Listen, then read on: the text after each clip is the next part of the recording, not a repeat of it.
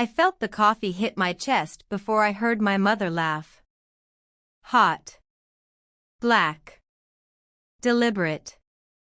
She stood over me at the table, the empty mug still tilted in her hand, and said loud enough for the entire restaurant to hear, "That's how we treat trash in this family." 23 people watched. My brother. My aunts. My cousins. Not one of them moved. And that's when I knew, this wasn't just cruelty. This was a test. A public execution disguised as a family brunch in an upscale bistro in Charleston, South Carolina, on a Sunday morning in May. My name is Lauren. And this is the story of how I went from the family scapegoat to the one holding all the cards. Let me take you back so you understand how we got here. I grew up in Charleston in a house that looked perfect from the outside. White columns. Wraparound porch. My mother, Catherine, hosted charity luncheons. My father, before he passed, ran a successful law practice. My older brother, Derek, was the golden child, captain of the lacrosse team, Yale graduate, now a corporate attorney with a corner office downtown. And then there was me. I was the artistic one. That's code for disappointment. I went to a state school for graphic design. I worked freelance. I didn't wear pearls to brunch or marry a man from the country club. I rented a small apartment in the arts district and kept my head down. My mother never forgave me for being ordinary. She'd introduce Derek as my son, the attorney. She'd introduce me as Lauren, she does computer things. At family gatherings, I sat at the far end of the table. I was the last to be served. My accomplishments were footnotes. When I landed a major design contract with a tech startup that later went public, my mother said, "That's nice, dear," and changed the subject to Derek's promotion. If you've ever been the invisible child in your own family, drop a comment and tell me where you're watching from. Because what I'm about to tell you might sound extreme, but I promise you, it's all true. Everything shifted 6 months before the coffee incident. My father passed away suddenly, heart attack, age 62. The funeral was enormous. People flew in from 3 states. My mother wore black Chanel and accepted condolences like a dignitary. The will reading happened 2 weeks later. My father had been smart. Methodical. He'd set up a trust, half for my mother, and the other half split between Derek and me. It wasn't a fortune, but it was significant. Enough to change my life. Enough to buy a small house, invest, maybe start my own design studio. Derek got his portion immediately. He'd already proven himself, in my father's words, financially responsible. Mine came with conditions. The trust stipulated that I had to demonstrate financial stability for 1 year, show consistent income, open a business account, submit quarterly reports to the family attorney. Only then would I receive the full amount. My mother's face when the lawyer read that part, I'll never forget it. She smiled. Thin. Cold. "Well," she said, "I suppose your father wanted to make sure you didn't waste it." Derek laughed. Not cruelly, but not kindly either. Just dismissive. I said nothing. I signed the papers. I walked out of that office with my hands shaking and my throat tight. But I followed every single rule. For the next 6 months, I worked harder than I ever had in my life. I took on extra clients. I built my portfolio. I registered an LLC, Lauren Hayes Design Studio. I opened a business account. I tracked every expense, every invoice, every deposit. I didn't tell my family. I didn't ask for help. I just worked. My apartment became my war room. I had a corkboard covered in timelines and contracts. I had spreadsheets color-coded by client and project phase. I barely slept. And slowly, quietly, I started to succeed. I landed a branding contract with a Charleston-based skincare company. Then a website redesign for a boutique hotel. Then a full visual identity package for a local nonprofit that got featured in Southern Living magazine.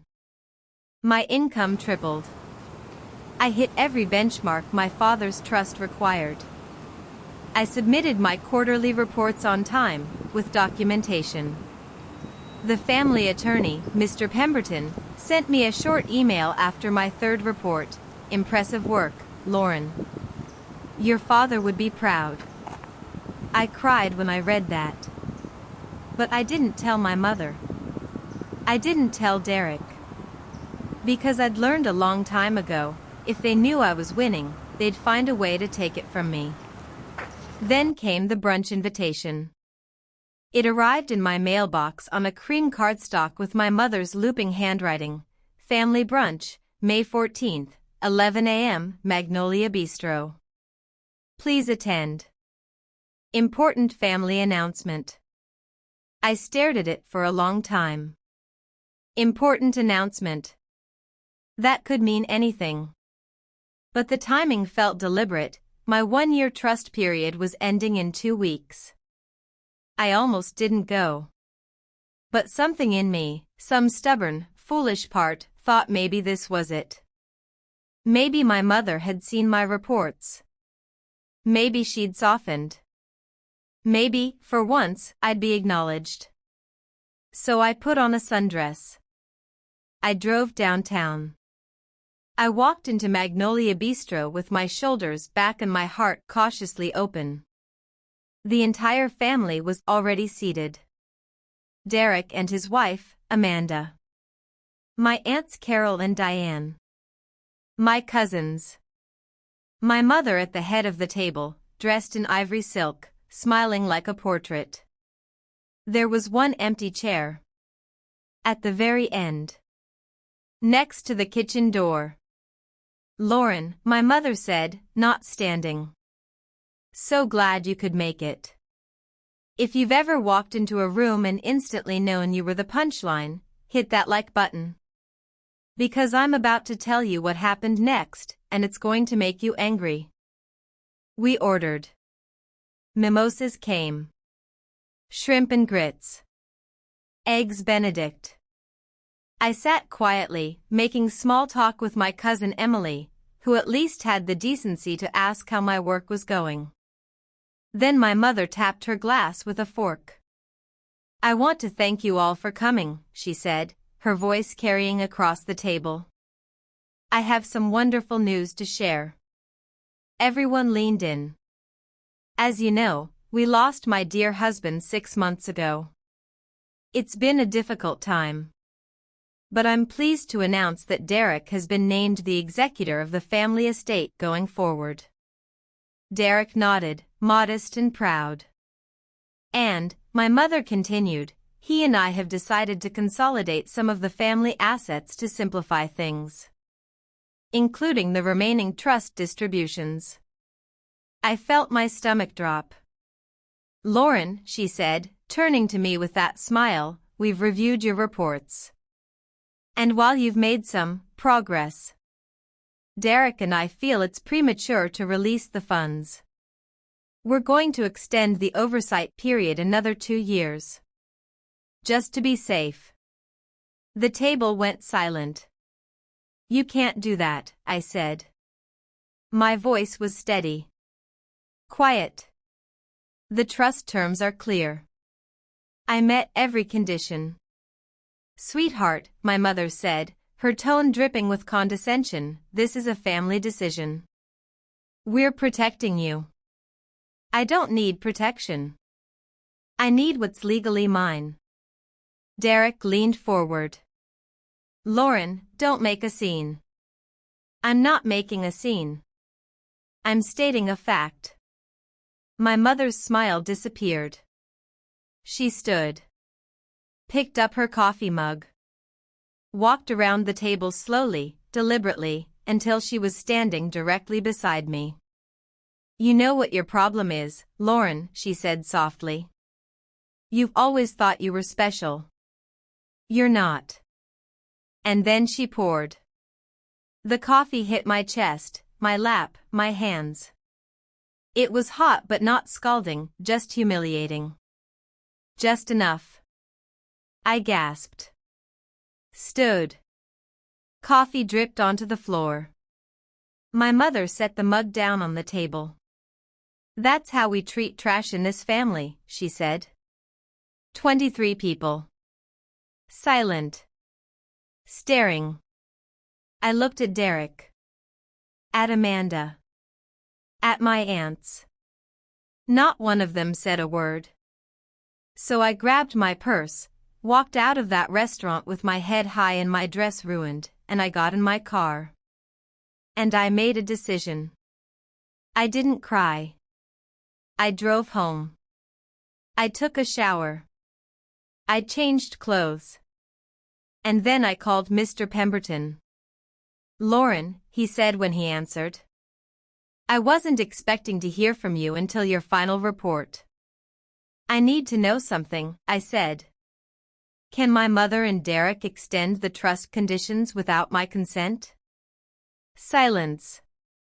"No," he said slowly. "The terms are ironclad. If you've met the conditions, the funds are released. Period." "What if they try to block it?" "They can try. But they'd lose. Your father specifically wrote the trust to prevent interference." I took a breath. "Then I need you to do something for me." "Name it." "I need you to schedule the final trust review. 2 weeks from today. And I need you to invite my mother and Derek." Another pause. "Lauren, are you sure?" "I've never been more sure of anything in my life." If you've ever had to stand up to family, comment below. Because what I did next wasn't revenge, it was justice. And sometimes, those look the same. I spent the next 2 weeks preparing. I gathered every document. Every bank statement. Every contract. Every email and invoice and receipt. I created a presentation, clean, professional, impossible to argue with. Income charts. Growth projections. Client testimonials. A portfolio of my published work. I also did something else. I hired a lawyer. Not for the trust, that was already handled. But for what came next.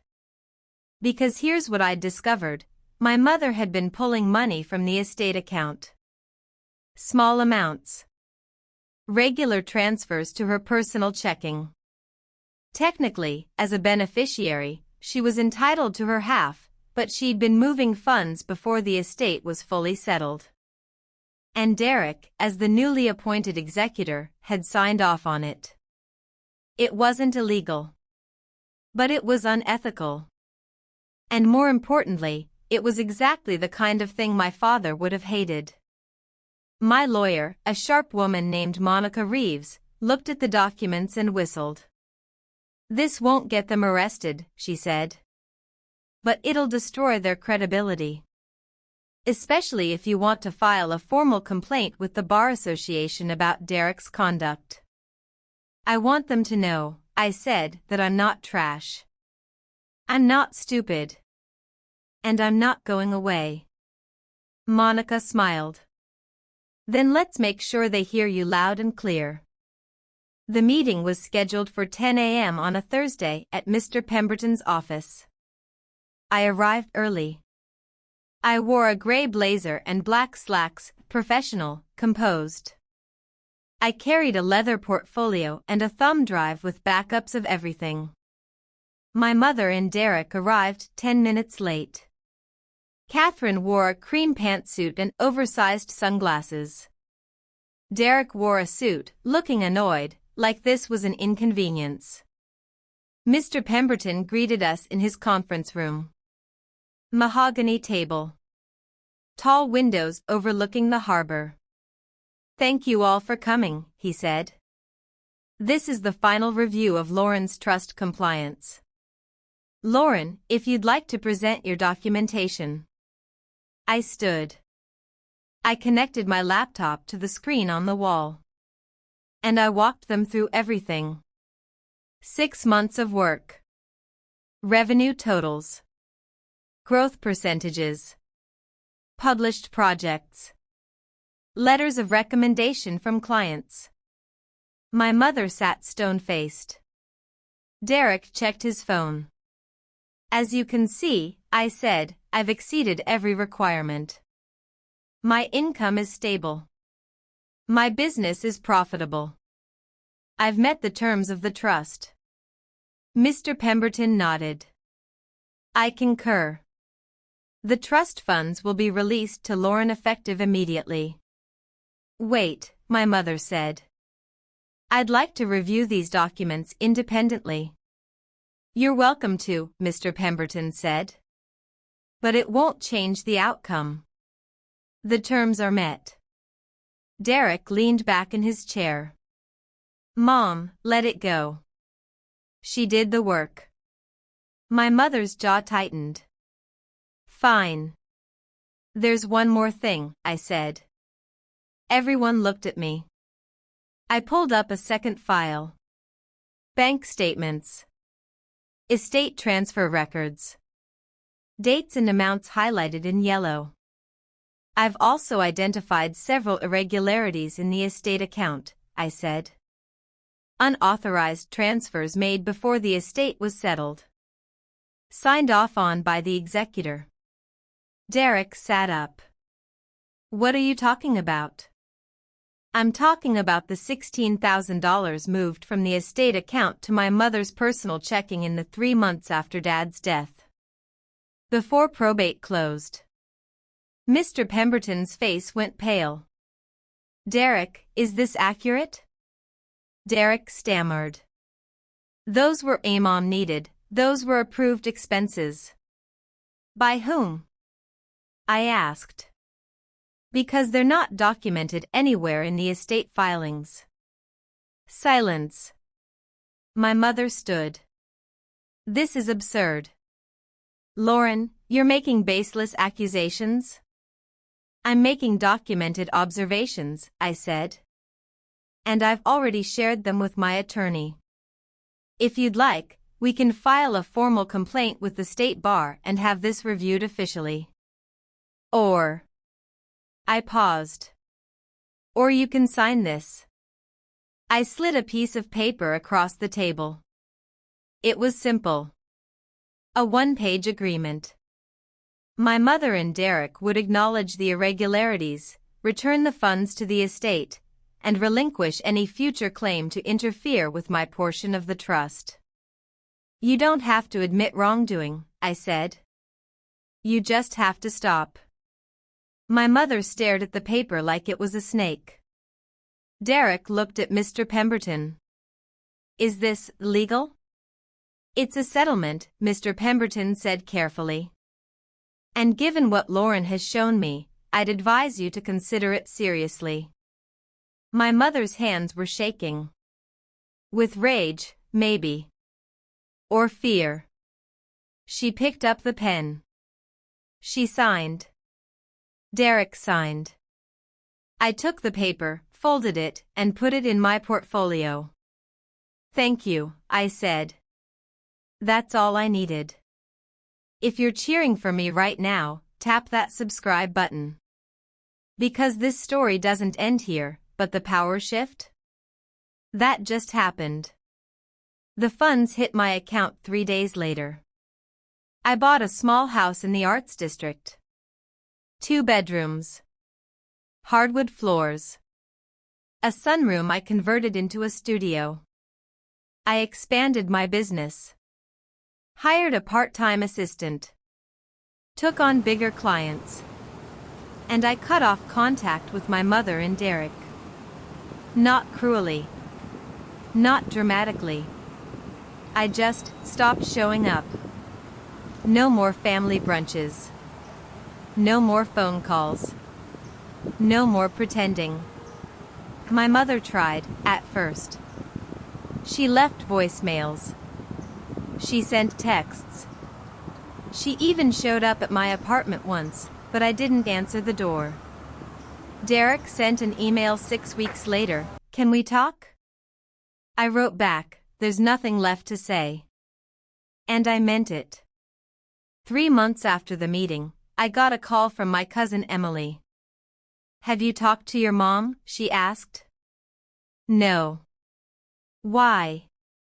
"She's telling people you stole from the estate.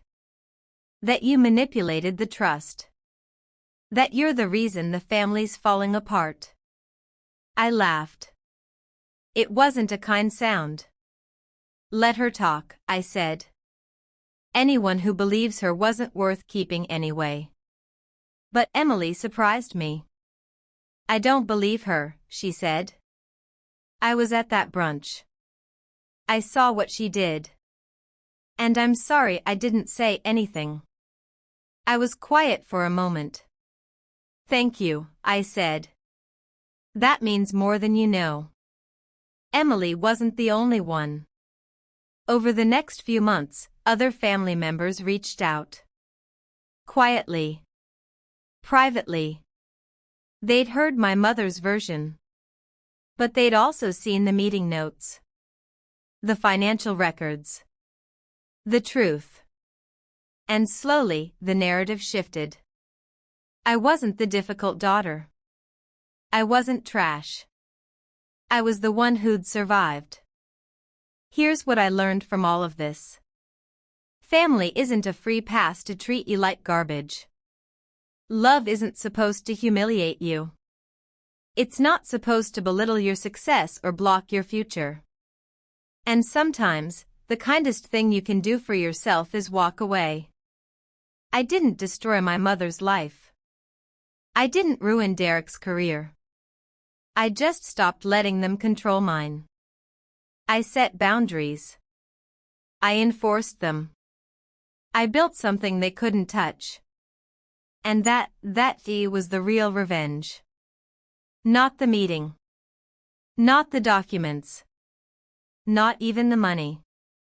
It was the life I built without them.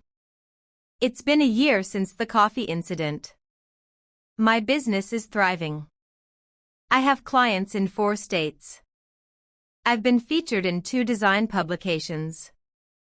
I sleep well at night. I still live in Charleston. I still see my extended family at weddings and holidays, but I choose when and how. My mother and I don't speak. Derek sends a text on my birthday. I don't reply. And I'm okay with that. Because here's the truth, some people will never see your worth. They'll never apologize. They'll never change. And that's not your problem to fix. Your job is to protect yourself. To build your life. To know your value, even when the people who should love you refuse to see it. So if you're watching this and you're the scapegoat in your family, if you're the one they mock at the table, the one they underestimate, the one they pour coffee on just to remind you of your place. Hear me when I say this. You are not trash. You are not too much or not enough. You are exactly who you need to be. And one day, you're going to walk out of that room with your head high, and you're going to build something so bright they'll have no choice but to see you. And when they finally do, you won't need their approval anymore. Because you'll already know what you're worth. Subscribe if this story hit home for you. Comment and tell me what you would have done in my shoes. Share this video with someone who needs to hear it. My name is Lauren. And I'm done being invisible.